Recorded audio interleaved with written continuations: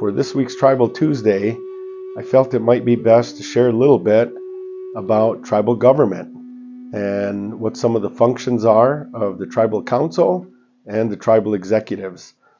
First, I'd like to share a little bit that each of our 9 tribes have their own tribal constitutions and bylaws that govern themselves, their tribal council, and their tribal executives.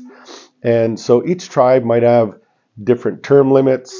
They might have different years of terms that they serve. Some are 2 years, some are 3 years, some are 4 years. There's some of our tribes have staggered terms, and there's some of our tribes that have term limits. And so that's just a little bit about how some of our tribal governments are structured. Each have their own ability to make their constitutional amendments, have their secretarial elections, to make changes to their constitutions and bylaws.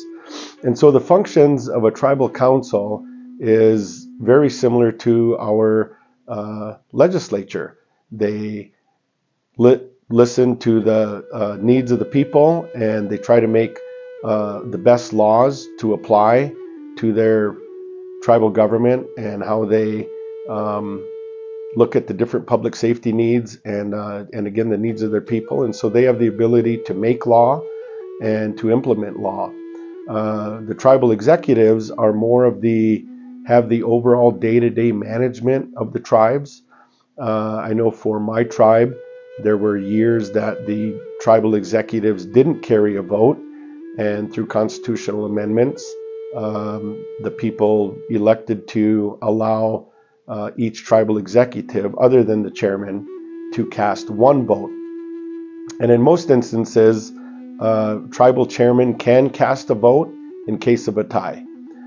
Again, each of the tribes have their own constitution and bylaws on how they govern themselves, and just wanted to share a little bit about how tribal government is structured and what the duties are of each position, tribal council and the tribal executives. We can talk a little bit more about each specific duty later on in another Tribal Tuesday. Thank you.